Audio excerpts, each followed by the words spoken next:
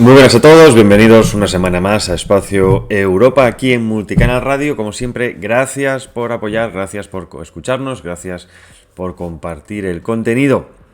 Han sido 2 semanas interesantes.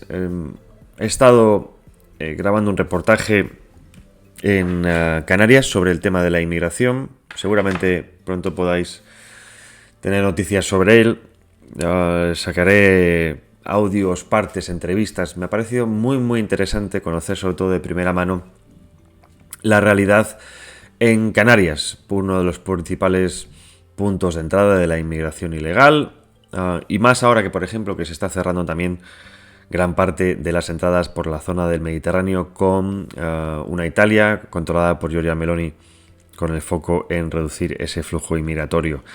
Que entra de otra manera, eso es innegable, es decir, Meloni no es la panacea, pero digamos que al menos esas imágenes, ¿no?, de invasión casi como de guerra de Troya, pues se están frenando. Entonces, ¿qué pasa? Que esa inmigración o esos flujos inmigratorios ilegales controlados por traficantes de personas en connivencia con muchísimas ONGs y pagadas por el gobierno con nuestro dinero, nunca lo olvidemos, han redirigido el foco y ahora Canarias es una de las zonas de entrada, uno de los puntos calientes de la inmigración en España. Es cierto que es puerta de entrada, el resto, o digamos la gran mayoría, se va a la península y de ahí después se va por toda Europa. Recordemos este fatídico espacio Schengen, pero eso no quiere decir que Canarias no sufra las consecuencias de una inmigración masiva. Es más, hace un día, nada más que hace un día, conocíamos esa fatídica noticia de que en Las Palmas un inmigrante marroquí que apenas llevaba un mes en España quemó viva a una mujer, a una joven de 17 años de un centro también de menores, sin familia, completamente desarraigada. Era su novia supuestamente, ella se escapó y en la casa ocupada en la que estaban la prendió fuego, causándola 95% de quemaduras graves en todo el cuerpo.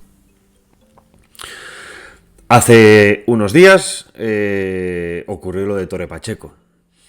Independientemente de todo lo que ha ocurrido en torno a Torre Pacheco, hablamos de violencia descontrolada por las dos partes, sí. Hablamos de introducción hasta cierto punto incluso permitida por el gobierno para generar una sensación de inseguridad, no precisamente por la inmigración, sino por un cierto descontrol de las bandas de ultraderecha, nazis y demás, es decir, lo de siempre, una PSYOPS creada y fomentada por el gobierno.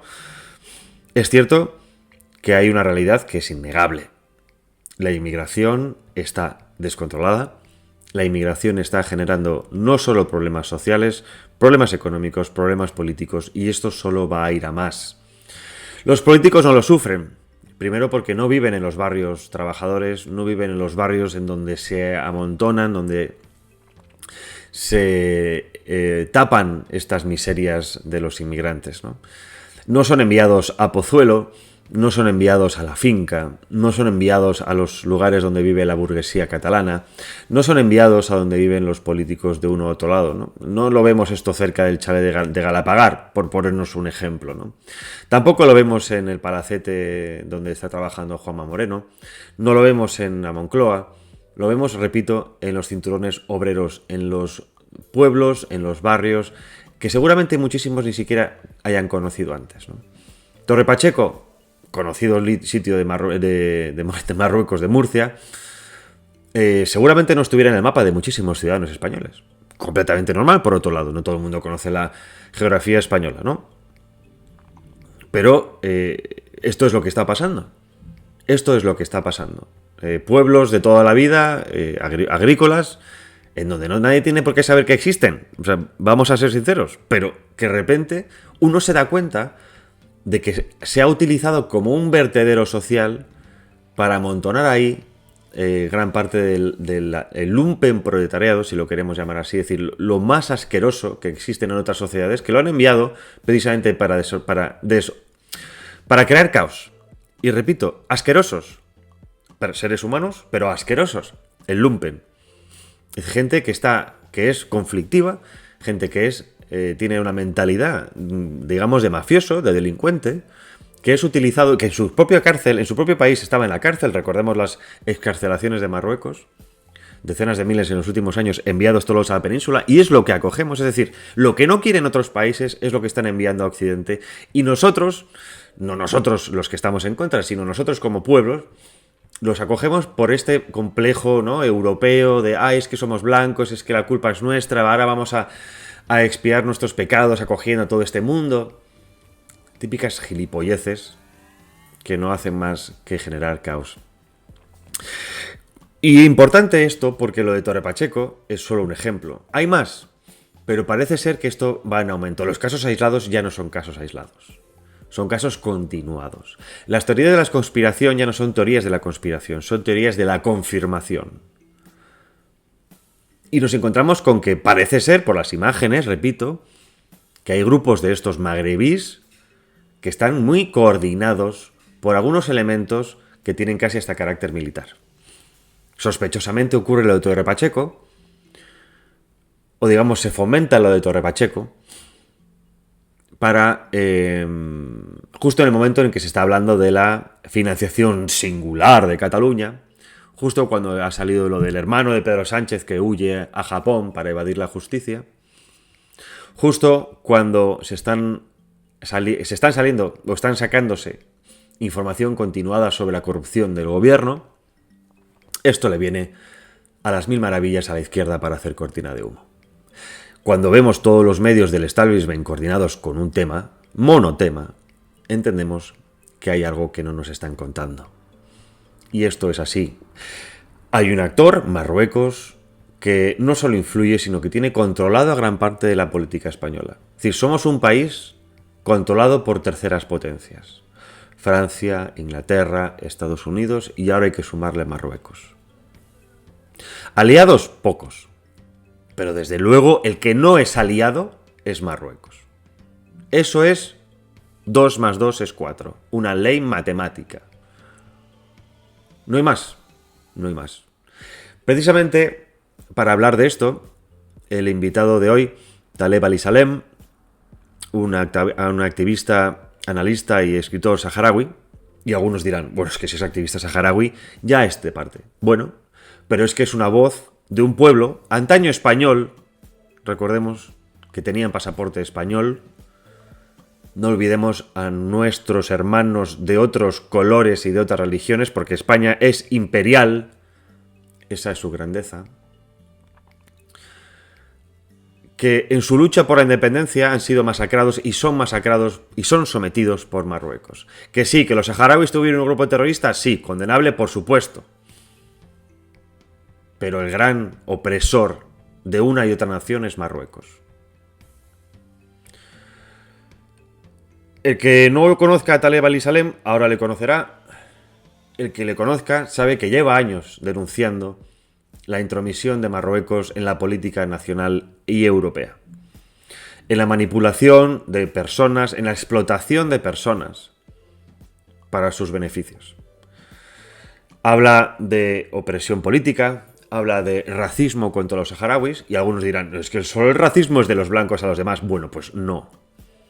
El racismo es el racismo, venga de donde venga. Otra estupidez progre que nos hacen pensar que solo los blanquitos son racistas. No. No. Y mucho también de lo que estamos viendo es consecuencia de esto. Repito, esto va a ir a más.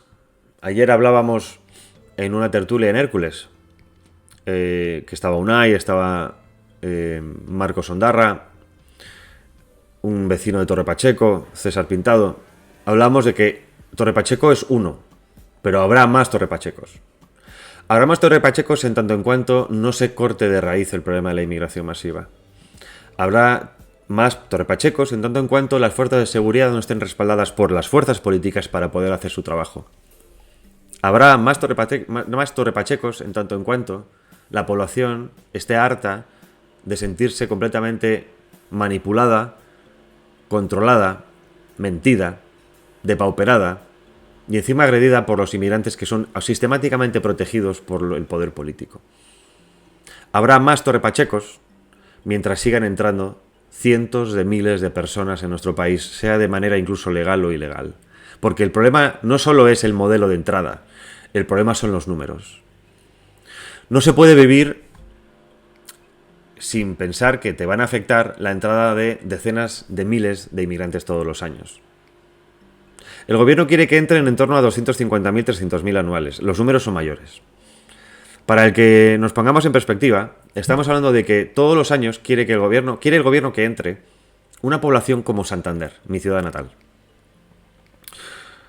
Ahora, si ustedes me dicen que somos como los chinos y nos ponemos aquí a construir, ¿no? Y somos todos trabajadores, obedientes y perfectamente coordinados a nivel colectivo, podemos construir ciudades como Santander en un año, sin ningún lugar a dudas. Ahora, no somos China, ni para bien ni para mal.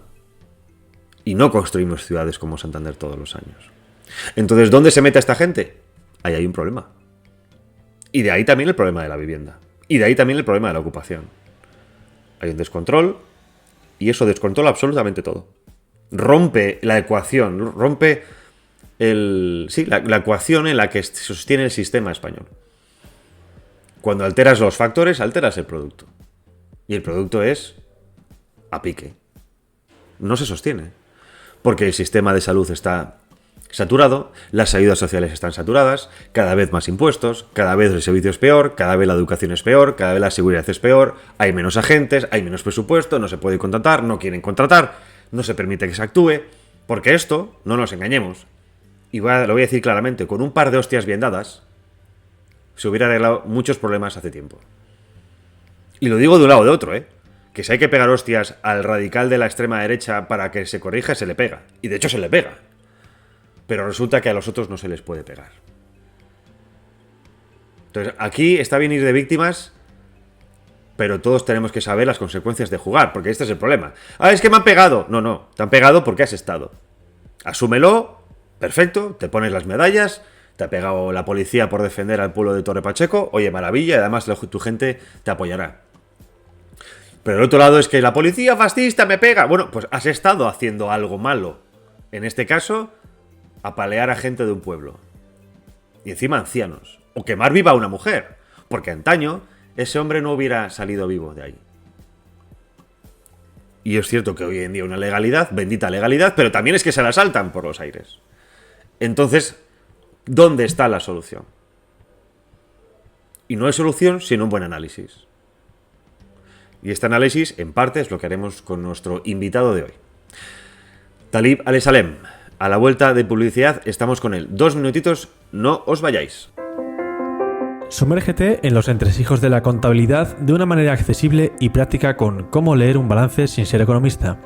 Un libro de Ricardo Martín Almagro que te ayudará a utilizar con soltura conceptos fundamentales para el día a día de tu empresa. Empieza a dominar las herramientas a tu alcance para poder realizar la mejor radiografía de tu empresa y saber qué está pasando dentro de ella. Con un enfoque decididamente funcional y de la mano de numerosos ejemplos ilustrativos, Cómo leer un balance sin ser economista es la mejor introducción posible al desconocido mundo de los activos, los pasivos y patrimonios netos para quienes no quieren hacer de ellos un estorbo, sino un aliado para su éxito laboral. Cómo leer un balance sin ser economista. Consigue ya tu ejemplar en cualquier librería, en Amazon o en el Corte Inglés. Eservín. 910-708-190. Expertos en jardinería. Limpieza de comunidades y conserjería. Eservín. 910-708-190. También puede escribirnos a info@eservín.com. Usted a lo suyo, que de sus instalaciones nos ocupamos nosotros. Contrátenos y le haremos a su comunidad un estudio de viabilidad y coste de autoconsumo energético mediante placas solares. ¿Sabías que una famosa marca de refrescos llegó a tener en su poder una de las mayores flotas militares del mundo gracias a la Unión Soviética? ¿Cuándo se le ocurrió al Estado jugar a la lotería? ¿Por qué Isaac Newton y miles de personas vieron su fortuna ahogada en las aguas de los mares del sur? ¿Sabías que los primeros recortes datan del Imperio Romano?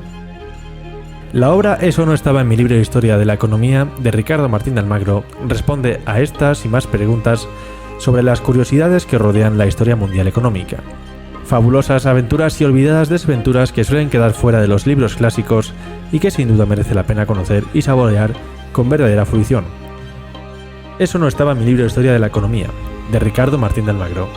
Hazte con él en Amazon, en la Casa del Libro, en el Corte Inglés o también pregunta en tu librería más cercana. ¿Te imaginas una escapada a tan solo 80 kilómetros de Madrid, rodeado de viñedos y la serenidad de la naturaleza? Bienvenido a Hacienda Villarta en Escalona, Toledo. Descubre nuestro exclusivo alojamiento rural en www.fincavillarta.com, un refugio de encanto donde el descanso se mezcla con la tradición vitivinícola. En Hacienda Villarta no solo te alojas, sino que vives la experiencia del vino. Nuestras bodegas te esperan para catas inolvidables y recorridos entre viñedos. Despiértate con la frescura del campo, explora los senderos que rodean la finca y sumérgete en la cultura vinícola toledana. A media hora de Toledo y del parque temático Puy du Fou. Haz de tu escapada algo extraordinario en Hacienda Villarta. Reserva hoy en www.fincavillarta.com y descubre la magia a tan solo un paso de Madrid. Reserva este espacio para eventos familiares, reuniones de amigos, empresa, negocios. Visita www.fincavillarta.com o llame al número de teléfono 913441990.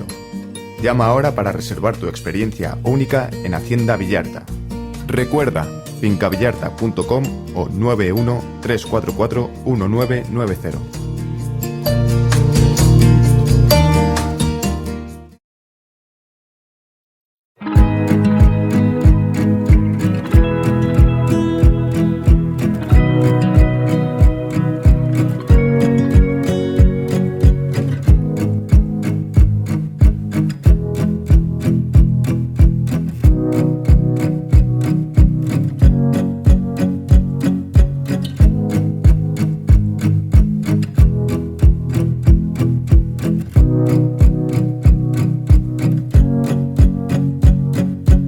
Bueno, ya estamos de vuelta con nuestro invitado de hoy, Taleb Ali-Salem. Talib Ali-Salem es un activista, es un analista, es escritor saharaui, conocido también seguramente en redes sociales por su activismo contra el gobierno de Marruecos, por su activismo por la libertad del pueblo saharaui, por su activismo por la verdad de la historia, de lo que ha ocurrido y que nos toca directamente como españoles, porque como bien sabéis, éramos potencia rectora o administrativa de esa región y Pedro Sánchez la entregó hace unos años al sátrapa de Marruecos, al rey Mohamed VI, saltándose toda la legalidad española. Recordemos que se entregó el Sáhara a Marruecos saltándose el Parlamento. De todo esto, y hablaremos también en relación a los últimos ataques ocurridos en Torre Pacheco, porque como algunos sospechamos y Taleb bien lo cuenta, aquí hay algo más de lo que parece. Son grupos de alguna manera organizados, dirigidos por intereses extranjeros y nada tiene que ver con la violencia esporádica o simplemente racista como lo presentan algunos. Su historia la cuenta también en el libro Un viaje a la libertad. Así que Taleb Ali-Salem, bienvenido, muchísimas gracias por estar con nosotros. Bien hallado, muchísimas gracias, Javier, es un placer estar contigo. Para ir un poquito de lo más concreto, de lo más general, vamos a empezar por lo ocurrido o lo que está ocurriendo también estos días en Torre Pacheco, no solo en Torre Pacheco, porque además la violencia creo que se ha extendido a otros municipios. Recordemos también lo que ocurrió en Almería, lo que ha ocurrido en Aranda de Duero, lo que está ocurriendo generalmente también en Barcelona casi todos los días o en Cataluña. Pero tu análisis en Twitter, e invito a todo el mundo a que vaya a tu cuenta en X, ese análisis de cómo se está utilizando estos conflictos por una parte de la inmigración favorecida por Marruecos, me ha parecido excelente. Así que te invito, por favor, a que nos lo cuentes aquí para que todo el mundo pueda escucharlo. Bueno, yo creo que lo que está pasando es simplemente un síntoma más, ¿no?, de un problema real, un problema que existe en las calles, que existe en los barrios, no solo en España, sino también en otros países europeos, y que es un problema del que se ha supuesto el debate, se han pospuesto las soluciones, el debate sobre ello. Incluso se ha creado un complejo, ¿no? Simplemente el hecho de mencionarlo ya supone un complejo, ¿no? Escribía también en uno de esos posts que casi sale más caro denunciarlo que el mismo delito, ¿no? que cometen estos grupos por ese complejo que se ha creado y por esa forma de utilizar el chantaje emocional, ¿no? De que cualquier denuncia a estos grupos de inmigrantes que vienen a delinquir, y lo digo sin ningún tipo de complejo, pues bueno, se va en la vía del nazismo, de la ultraderecha, de acusar de racismo y demás. Y bueno, esto, como digo, se ha utilizado esta estrategia de chantaje emocional por parte de generalmente partidos, grupos de izquierda, grupos que se hacen llamar antirraciales, ¿no? Y siempre que ocurre algo así, lo hemos visto también en Francia, lo hemos visto en Bélgica, ahora está pasando en España, siempre se recurre a analizarlo de una forma completamente sesgada, ¿no? Siempre hay una primera acción, que es la acción de estos grupos, de grupos de magrebíes, generalmente marroquíes, que actúan, que crean el caos en las calles, que roban, que violan, que digamos, fomentan el vandalismo en distintas ciudades, y hay una primera acción que es la que genera una reacción, ¿no? Ya sea en forma de un barrio que se levanta contra este tipo de acciones, o ya sean grupos organizados que se pueden llamar ultras que van a responder, ¿no?, contra esa acción. Entonces, el análisis que siempre hacen los medios generalistas, los medios de comunicación, los partidos políticos, el gobierno, las instituciones, es el análisis sobre la reacción. Se condena la reacción, se habla de racismo, se habla de ultras, se habla de ataque a los inmigrantes, pero nunca se pone la atención en lo realmente importante que ha provocado esa reacción, que es una acción, que es un problema real, que es un problema que está en la calle, ¿no? No me quiero extender mucho, pero esto es muy interesante porque también siempre se analiza de forma detallada, incluso las personas más lúcidas en este sentido, yo creo que no terminan de entenderlo del todo, ¿no? Yo creo que el problema, y lo escribía hoy en El Mundo, no es la inmigración, el problema es cómo Marruecos instrumentaliza a la inmigración, ¿no? Y también creo que esto se tiene que llevar muy lejos, se tiene que hacer un análisis muy lejos, o tomar lo que yo estoy exponiendo actualmente muy lejos del hecho de que yo sea saharaui y pueda tener cierto rencor a Marruecos y pues, esté aprovechando un poco la situación para lanzar odio. No estoy lanzando teorías conspiranoicas. Por primera vez en la historia de la Unión Europea hemos visto que en el año 2022 el Parlamento de la Unión Europea condenó a Marruecos, y esto ha sido un hecho sin precedentes. Condenó a Marruecos, literalmente decía la condena, por instrumentalizar a las personas migrantes como arma de presión política, cuando Marruecos abrió sus fronteras y lanzó a aquellas famosas 10.000 personas como una forma de chantaje y de presión contra España. Esto quiere decir,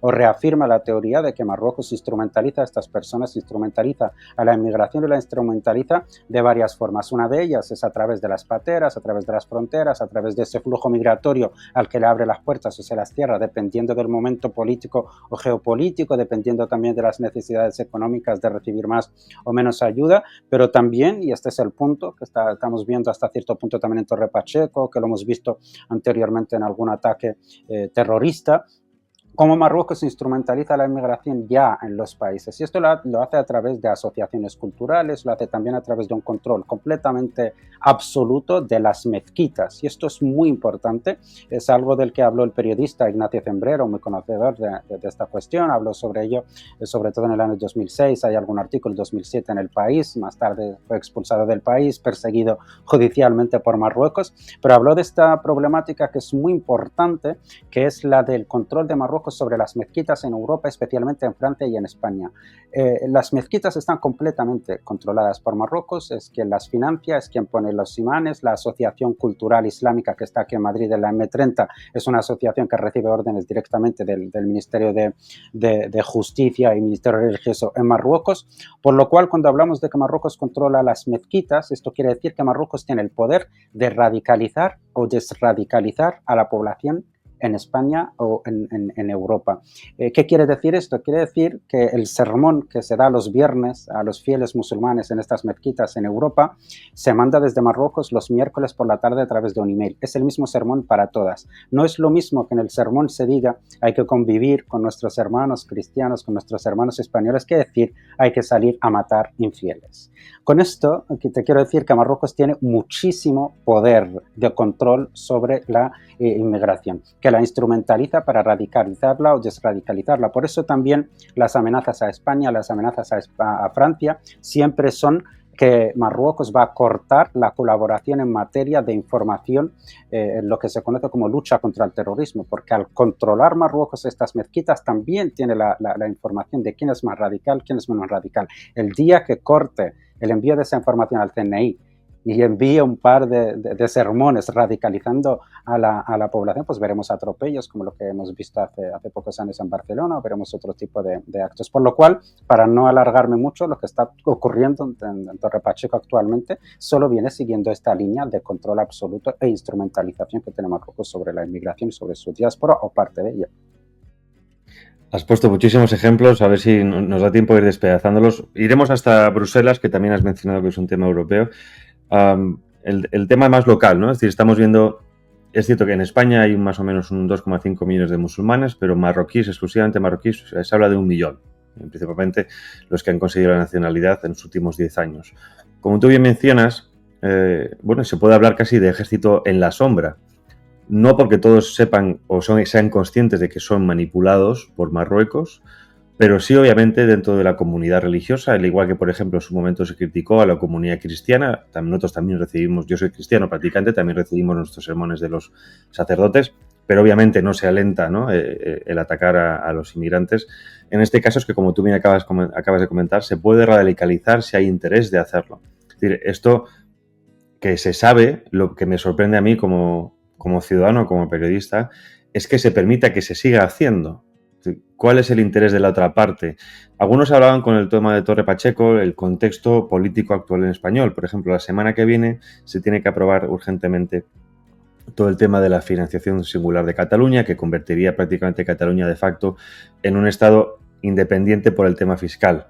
Entonces, claro, de repente nos encontramos que durante toda esta semana la izquierda va a utilizar todo el tema de la inmigración para poder sacar el foco de la corrupción y de todo el tema de Cataluña. Es como si además el gobierno español estuviera pidiendo ayuda a Marruecos para poder realizar una operación política que no se hubiera podido hacer de otra manera, o al menos que haciéndola hubiera llamado la atención más de lo que está ocurriendo, porque vemos cómo toda esta izquierda mediática y política está ahora nuevamente perfectamente coordinada.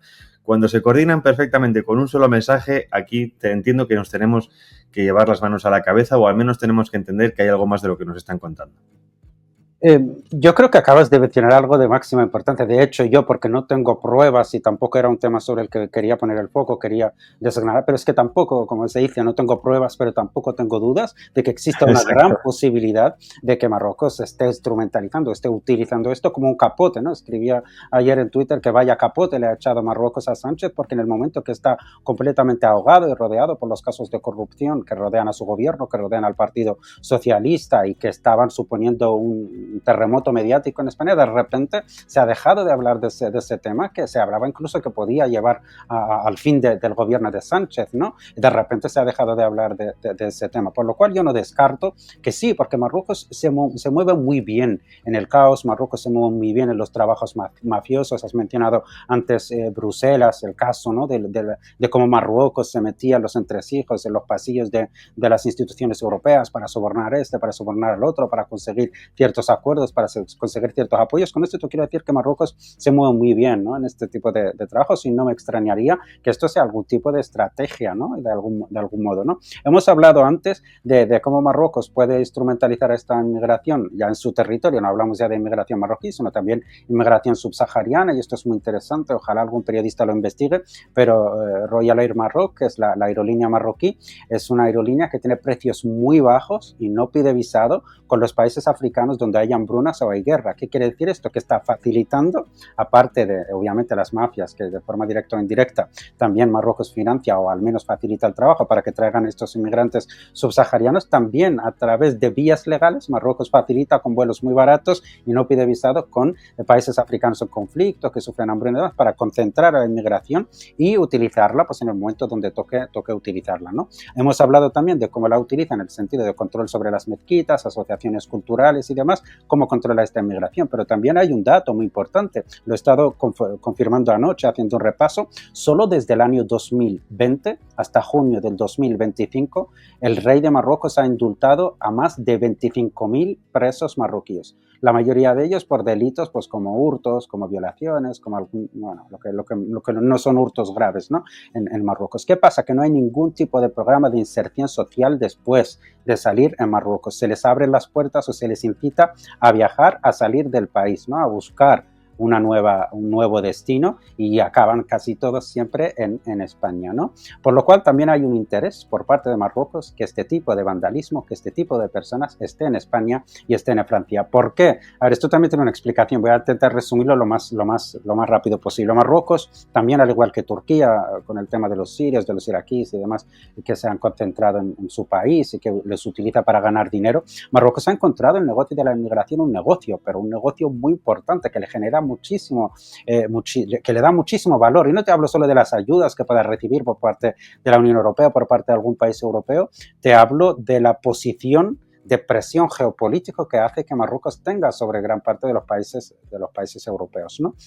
Entonces Marruecos no quiere que en ningún momento la inmigración en Europa, la inmigración en España se perciba como algo positivo. ¿Qué quiere decir esto? Que una inmigración que entra de forma legal, una inmigración o que legaliza su situación, o que trabaja, que aporta, que está tranquila, que aporta a la sociedad, que convive, que se integra y demás, esto va a generar un sentimiento general y una política de hasta cierto punto aceptación a la inmigración, de no percibir la inmigración como una amenaza, por lo cual Marruecos vería su negocio notablemente reducido, es decir, ya no podría utilizar, ¿no? Necesita que siempre esa inmigración sea notada como una amenaza, como algo que desestabiliza socialmente, que desestabiliza la seguridad, y por eso frenarla es importante, y por eso apostar por Marruecos es importante, por eso inyectar dinero en Marruecos es importante, ¿no? Entonces, siguiendo esa estrategia, Marruecos introduce estos elementos que estamos viendo en las calles de Barcelona, que estamos viendo en los incidentes en Zaragoza, en los incidentes en Galicia, en el País Vasco, o en los incidentes en Torre Pacheco, por lo cual yo creo que sí, que hay una relación directa y que Marruecos de una forma directa o indirecta tiene un control sobre este tipo de personas. Es que esto que has mencionado es delirante, ¿no? Es decir, mucha gente, además, mira, precisamente he estado esta semana haciendo un reportaje sobre migración en Canarias, y mucha gente hablaba de la fecha en concreta. Es decir, aquí ha habido un gran aumento a partir de la pandemia. 2020, 2021. Y justo las cifras que has empezado a mencionar, ¿no? Las fechas. En 2020-2025, decenas de miles de presos liberados y obviamente enviados a su suerte a otros países, principalmente obviamente por cercanía a España, pero también por su destino favorito, digamos, países francófonos, por lo tanto Francia, ¿no? Y también decían, claro, que 2018 es el año en el que se firman los tratados de inmigración de Marrakech, en los que se va a aumentar, ¿no? La inmigración masiva a nivel global. Y ahí es donde entra precisamente esto que acabas de decir, ¿no? El Marruecos como papel, ¿no? Como ejecutor principal de esa inmigración, o al menos como controlador principal de esa inmigración por su situación estratégica. Es país del norte de África, país al otro lado del estrecho de Gibraltar, país que, aunque muchos digan que es una democracia, no es una democracia, es una teocracia prácticamente camuflada de democracia. Esto pues obviamente es un hecho, cualquiera que lo niegue creo que no sabe muy bien cómo funciona Marruecos. Y sobre todo el tema de los flujos migratorios, porque aquí también chocamos con una doble o una falsa dicotomía que nos dicen, por ejemplo, cuando empieza la guerra de Rusia con Ucrania, nos dicen que toda la inmigración es culpa de Rusia, pero de repente te das cuenta de que está Marruecos metido, ¿no? Entonces, si tanto estamos luchando entonces yo me pregunto como periodista, ¿no? Si luchamos contra Rusia, ¿por qué no estamos luchando contra la inmigración? Si supuestamente es tema ruso, pero quizá el silencio que existe en torno a la inmigración es que, porque no es por Rusia, es por Marruecos, y Marruecos le interesa que haya silencio al respecto, ¿no? Y sobre todo que, como tú decías, es un arma política. Es decir, porque cuando Marruecos quiere conseguir algo, bien sea una financiación, bien sea algo político, alguna subvención, abre fronteras, envía a miles de personas, como vimos en su momento en Ceuta y Melilla, y después solo le toca poner el sombrero para recoger los frutos, ¿no? Como saharaui esto, por seguir un tema local antes de ampliarlo nuevamente a continental, ¿cómo habéis vivido esto en los años previos a la entrega del Sáhara por parte de España a Marruecos? Porque estas técnicas obviamente las conoces porque conoces muy bien a los marroquíes, claro.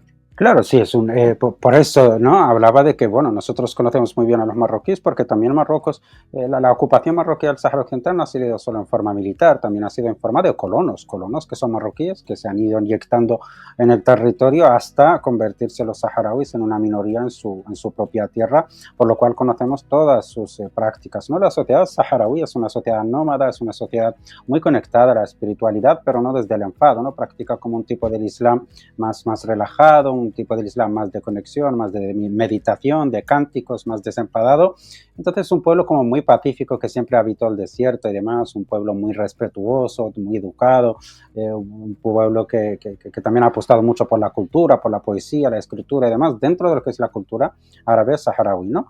Por lo cual nos diferenciamos mucho, aunque a nivel físico a mucha gente le puede parecer lo mismo saharaui como marroquí que un argelino, ¿no? Pero nosotros nos diferenciamos mucho de nuestros vecinos, tanto de argelinos como de marroquíes. Por eso la naturaleza del saharaui, como decía, es una persona muy relajada, muy pacífica y demás. La introducción de todos estos elementos de los colonos marroquíes ha supuesto un gran choque, ¿no? Aparte de la represión que ya sufren por parte de la ocupación militar, también no ha podido haber ningún tipo de integración, que es lo que ha intentado Hassan II, de integrar a los marroquíes. Dijo, voy a conseguir que los saharauis se marroquinicen o de que los marroquíes se saharauicen. Nunca hubo una convivencia, nunca. Ahora encontrarás muy raro el caso que encuentres un saharaui casado con una marroquí. Te hablo de los territorios saharauis. Nunca hubo una convivencia porque la práctica, la violencia, la mala educación también de estas personas, el poco respeto, la poca personalidad, la mentira también, que la mentira dentro de la sociedad saharaui está como condenada como uno de los, y para un marroquí la mentira forma parte de su día a día, ¿no? Entonces hemos vivido... Islámico, ¿no? La taquilla, ¿no? Exactamente. Hablan, de hecho, sí, dime. Sí, no, perdón, precisamente quería preguntarte eso, la taquilla, ¿no? La capacidad que tienen de poder hacerse pasar por algo que no son para poder, en este caso, manipular al cristiano o al enemigo de enfrente, ¿no? Sí, totalmente. O sea, y es algo que les funciona muy bien, lo tenemos que reconocer, es algo que se les da muy bien, ¿no? Incluso también nosotros vemos, y es algo que se les da bien, que cuando viene una delegación extranjera a las zonas del Sáhara Occidental, de observadores internacionales, una delegación de la Unión Europea, cómo disfrazan a marroquíes con ropa saharaui, les enseñan a la occidental y los presentan como saharaui. No, estamos súper felices, Marruecos nos trata genial, tal, y les sale bien, porque luego en el informe te digo, pues nos hemos encontrado con unos saharauis y nada, nosotros sabemos que nada, ¿no? Entonces la mentira, el teatro, el show y demás se les da muy bien, también el mediático, ¿no? Pero respondiendo de forma directa a tu pregunta, había saharauis que ya preguntaste, ¿no? Cómo vivimos la entrada los años previos a cuando Marruecos empezó a reclamar el Sáhara Occidental y todavía el Sáhara era provincia española y demás, y sí que hubo levantamiento popular saharaui contra la presencia española, porque en ese contexto, en esa África anticolonial y demás, los saharauis pues sintieron la necesidad también, ¿no? Pero sí que había gente mayor, incluso algunos jefes de las tribus y demás, que frente a la llamada de Hassan a su pueblo a recuperar lo que se conoce como su Sáhara, empezaron a hacer como una llamada interna, si tiene que ser entre España o Marruecos, preferimos seguir, ni se os ocurra abrirle las puertas a los del norte, ¿no? Les llaman los del norte, ¿no? Que el demonio viene del norte, decía la gente mayor, ¿no? Lamentablemente, pues eso, se produjo esa entrega. Marruecos ocupó el territorio del Sáhara Occidental, lo sigue ocupando actualmente. Como te dije, los saharauis somos minoría, pero me gustaría explicar de una forma muy breve que se habla ahora mucho de nazismo, se habla de ultranacionalismo, se habla de supremacismo, sobre todo en ciertos sectores de la izquierda, ¿no? De que hay nazis, hay ultranacionalistas, hay supremacistas que están atacando a inmigrantes. Yo hago un llamado desde aquí, que es lo que he estado diciendo en redes sociales, que es lo que voy a seguir también diciendo y defendiendo, que nosotros también sufrimos ese racismo, sufrimos ese nazismo, ese ultranacionalismo, lo sufrimos por parte de los marroquíes, que son ultranacionalistas, que son supremacistas, que ven al saharaui por encima del hombro. Yo aquí en Madrid hay barrios que intento no pisar, he sufrido también intentos de agresión por parte de marroquíes que he tenido que denunciar a la policía, llamados, incluso mensajes que me llegan en redes de llamados que se hacen para que un voluntario marroquí mate a este imbécil y traidor saharaui. O sea, son ataques racistas, son ataques supremacistas, ataques ultranacionalistas que no hemos dejado de denunciar. La diáspora saharaui aquí en España también las sufre. Hemos tenido episodios en Galicia, en Zaragoza, en el País Vasco, en Tarragona hace muy poco también. Las he denunciado en redes, pero casualmente ninguno de estos grupos antirracistas, ninguno de estos grupos antifascistas, grupos que se conocen de la izquierda, se ha levantado a denunciar con nosotros este racismo y este ultranacionalismo, ¿no? ¿Por qué? Porque hay que proteger en este caso a este tipo de nazis, hay que proteger a estos ultranacionalistas, hay que proteger a estos supremacistas. ¿Por qué? Porque son marroquíes, ¿no? Por lo cual esta es la hipocresía, esta es la doble moral que yo no he dejado de denunciar, ¿no? Esto que apuntas está vamos, está estupendo porque creo que nos hace falta en general a la sociedad actual occidental, y creo que más lo estás viendo como persona que has venido y estás viviendo ahora en un país como España. Creo que vivimos en sociedades donde tenemos una venda en los ojos, ¿no? Donde no queremos ver más allá de los eslóganes que no permiten comprender la realidad, porque como bien acabas de comentar, el problema de la imposición de una forma de ser, de unas ideas, no tiene nada que ver con el color de la piel, ¿no? En este caso, pues es cierto que hay mucha gente que está harta de la situación en España por la inmigración ilegal masiva, en concreto con un colectivo, es que es el colectivo principal, que es marroquí. O sea, no estamos hablando de problemas con los saharauis, no estamos hablando de un problema con los chinos ni los indios, es un problema concreto, como tú bien has comentado, porque se está utilizando por Dios se sabe qué, espero que con el tiempo podamos saberlo. Hay una pregunta antes de pasar al tema más internacional por el tema de Sáhara, que no sé si me puedes responder, pero que seguramente la hayas escuchado, ¿no? ¿Qué le debe el PSOE a Marruecos? Porque el sometimiento al que estamos sometidos como españoles es humillante, ¿no? Entonces, claro, ves Felipe González, el primer presidente de la democracia después de Franco, con una mansión en Marrakech.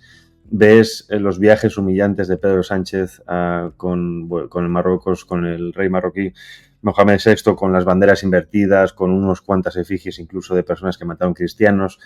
Ves que si hablan de lo que pueden tener a través del programa Pegasus de inteligencia, ves unas cosas, incluso la misma entrega del Sáhara, ¿no? En contra del propio acuerdo que había entre España, Naciones Unidas y el pueblo saharaui para la determinación con el paso del tiempo, ¿no?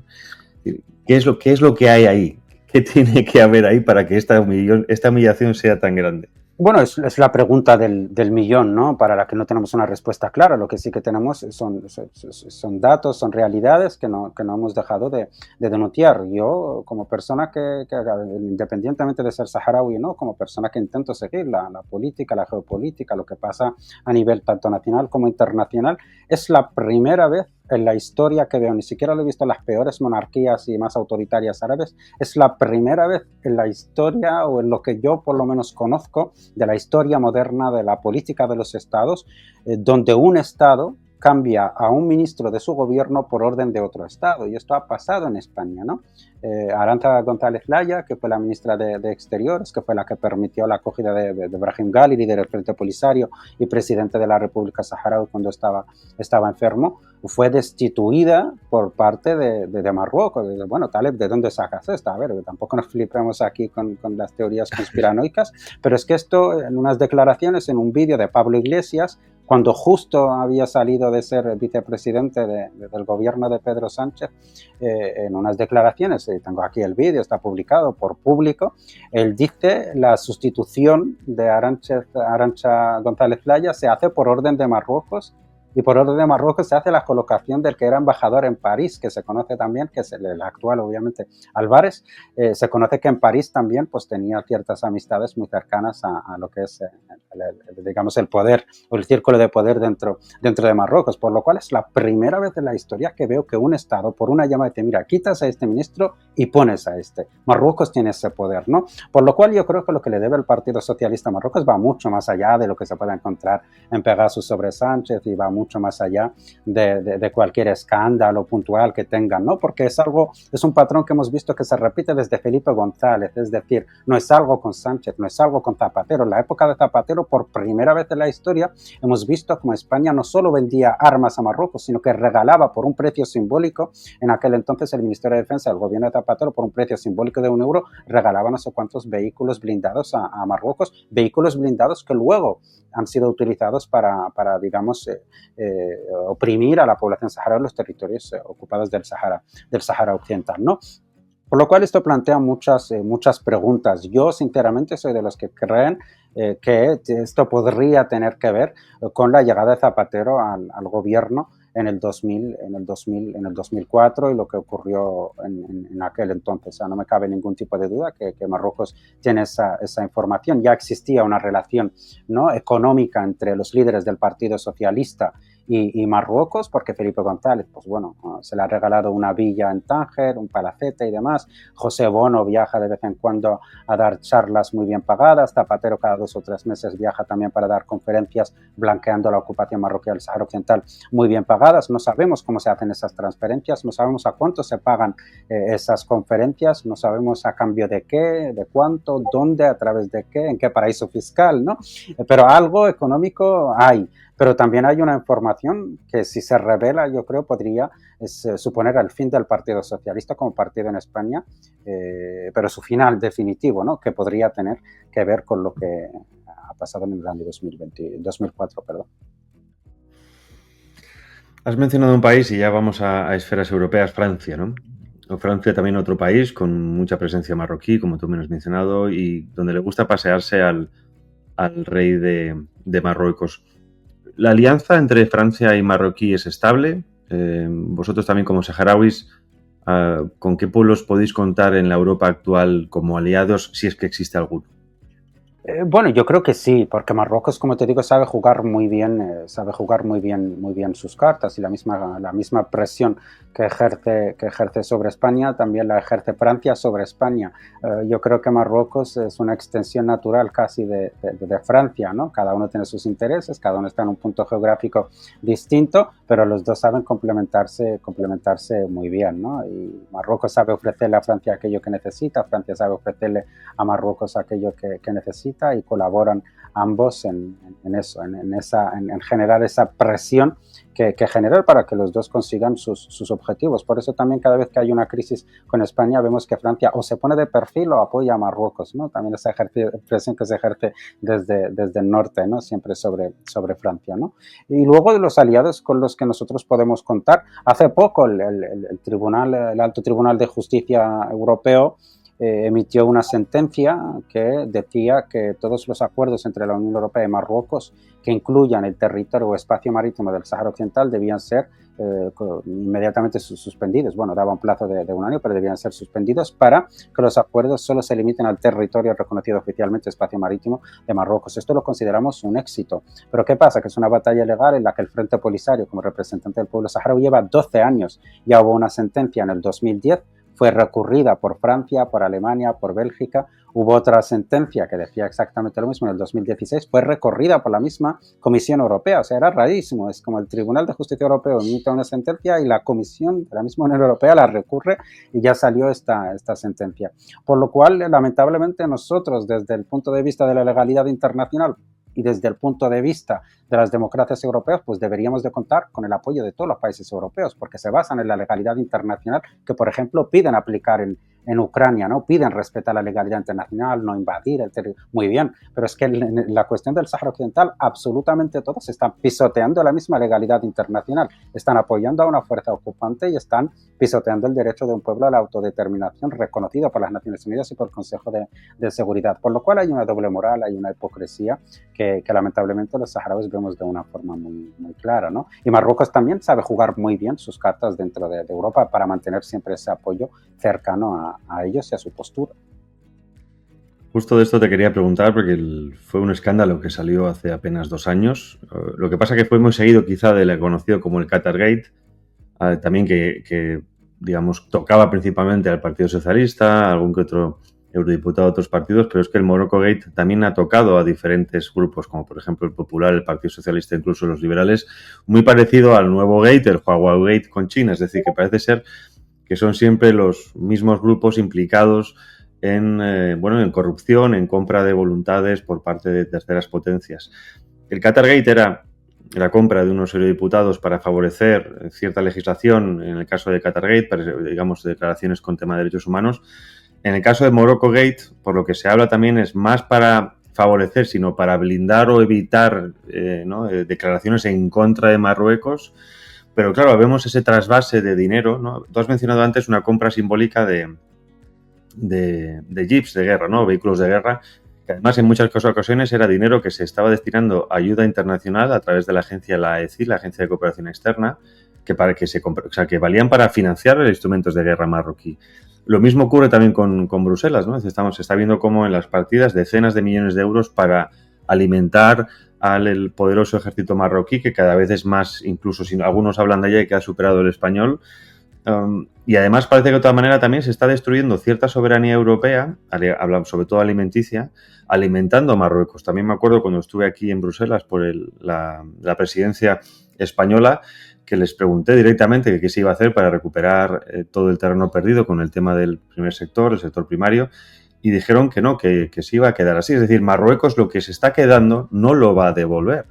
Y esto es, vemos cómo Bruselas está externalizando soberanía económica, soberanía financiera, soberanía alimenticia a un pueblo que, como bien hemos estado hablando de estos minutos, de amigo tiene bastante poco.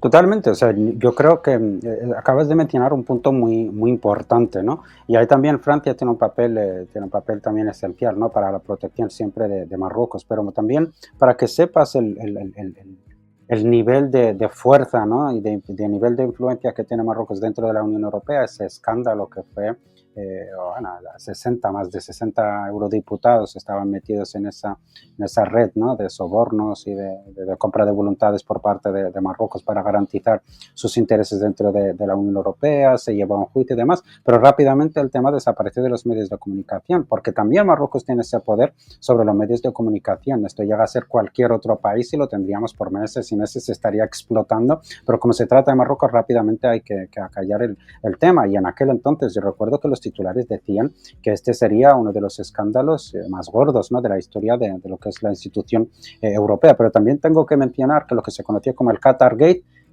entró a través del Morocco Gate, es decir, el Qatar Gate tan solo utilizó una red de contactos y una estructura que ya tenía el Morocco Gate, es decir, Marruecos a través de sus agentes. Creo que estaba también metido el embajador en Ucrania en aquel entonces, estaba metido dentro de la institución europea como cabecilla que creó una red de contactos dentro, y el Qatar Gate lo que hizo es a través de Marruecos aprovecharse de esa red de contactos ya creada, ¿no? por parte de Marruecos, que hasta el día de hoy, tengo que decir, sigue operando. Esto es impresionante, pero sigue operando, ¿no?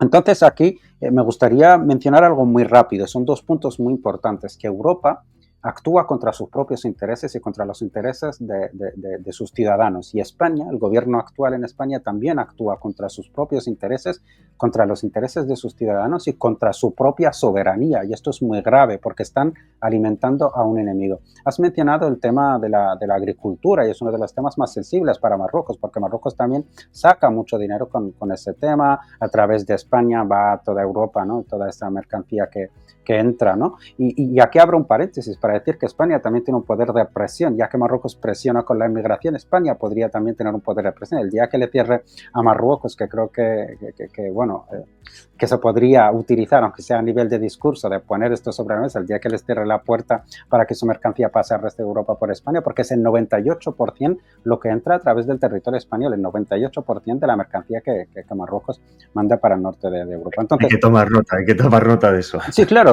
España tiene muchas herramientas de presión sobre Marruecos, lo que pasa es que ni siquiera se mencionan, ¿no? Hay un buenismo, ¿no?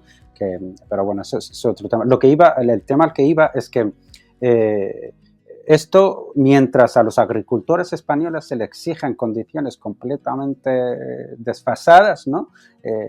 Para siempre seguir bloqueando el avance del campo, por ejemplo, en España, y permitir que Marruecos siga exportando su mercancía sin ningún tipo de control, ¿no? Los controles que se imponen en Europa a los agricultores, por ejemplo, españoles, no se le ponen a Marruecos, y esto es muy importante. Lo puedes investigar, Javier. Invito también a tus oyentes a que lo investiguen. Hubo una crisis del tomate, ¿no? En los años 90, y con Hassan II, ¿no? Y Hassan II llegó a decir, y esto lo escribió el ministro de Exteriores en aquel entonces británico en sus memorias, llegó a escribir que en una reunión con Hassan II dijo: si no nos dejáis exportar nuestros tomates, exportaremos terroristas, literalmente, ¿no? Y esto también vuelve un poco a alimentar la idea de lo que expliqué inicialmente, de cómo Marruecos también instrumentaliza a su migración, ¿no? Vuelvo al segundo punto, ya voy terminando, de por qué en el caso de España está actuando este gobierno en contra de los intereses de sus ciudadanos, pero también en contra de los intereses de la soberanía del Estado español, ¿no? Vemos que Argelia actualmente es uno de los mayores apoyos del Frente Polisario de la República Saharaui. Vemos que Mauritania también apoya a la República Saharaui, la reconoce. Los dos vecinos de Marruecos reconocen a la República Saharaui, porque es una causa justa por la legalidad internacional, pero también como una estrategia, como una apuesta estratégica, porque ven que el expansionismo marroquí reclama Argelia, reclama Mauritania. Entonces saben que la única forma de paralizar este expansionismo, esta ideología expansionista marroquí, es reconocer la República Saharaui, porque Mauritania dice, mira, hay una república entre tú y yo la reconozco y no tienes nada que reclamarme. Argelia también sabe que si Marruecos logra hacerse con el Sáhara Occidental, lo siguiente será el suroeste argelino, ¿no? Lo que llaman el Sáhara Oriental, ¿no? Entonces, por eso Argelia pues tratando por la independencia del Sáhara Occidental. El ex primer ministro el ex primer ministro marroquí llegó a decir que una vez acabado el tema del Sáhara Occidental iremos a por Ceuta, Melilla y Canarias. ¿Qué quiere decir esto? Que Marruecos, su ideología expansionista, va a seguir avanzando. ¿Qué pasa? Que el gobierno español, cuando en contra de lo que está haciendo Argelia o haciendo Mauritania para proteger su soberanía, que es apoyar a la República Saharaui para frenar este expansionismo, lo que hace es tirar piedras a su propio tejado, alimentar un monstruo que mañana se lo va a comer, es decir, reconoce la soberanía de Marruecos sobre el Sáhara, acelerando esa ocupación total, inyecta dinero, apoyo militar, apoyo económico, en una dictadura expansionista que está reclamando Ceuta y Melilla, está reclamando Canarias. De hecho, creo que se publicó ayer por parte del Independiente, Marruecos ha vuelto a reactivar lo que se conoce como Comité de Recuperación de Ceuta y Melilla, que es un comité que ellos activan y desactivan cuando quieren presionar, ¿no? Entonces esto es muy grave, ¿no? Porque vemos como la Unión Europea actúa contra el interés de sus ciudadanos, contra el interés de los países que forman en lo que es la Unión, ¿no? La organización, y vemos que España también, como Estado independiente de algún modo, también actúa contra sus propios intereses, porque Marruecos lamentablemente ha sabido jugar muy bien sus cartas, les ha sabido jugar políticamente, les ha sabido jugar cuando ha tocado geoestratégicamente, y les ha sabido jugar también, como lo que estamos viendo ahora, a través de la instrumentalización de cierta parte de su diáspora, ¿no? Taleb, pues muchísimas gracias, se nos acaba el tiempo, ha sido un placer escucharte, un gustazo, gracias por tu análisis. Recomiendo a los oyentes que le sigan en redes sociales porque, bueno, es de las pocas voces en este caso que desde fuera se atreven a hablar tan claro como lo habéis escuchado, y desde luego siempre se agradece como periodista y como ciudadano que busca la verdad. Taleb, muchísimas gracias. Muchas deseamos gracias. lo mejor desde aquí. Placer, un fuerte abrazo, hasta pronto.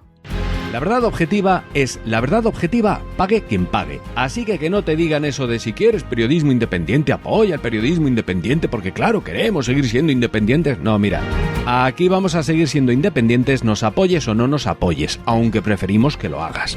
No te pierdas La Estoa, de lunes a viernes de 18 a 21 horas, donde tenemos política, economía, actualidad, invitados excepcionales, que gracias a la censura, pues los tenemos nosotros. Algo bueno tenía que tener esto. De lunes a viernes, de 18 a 21.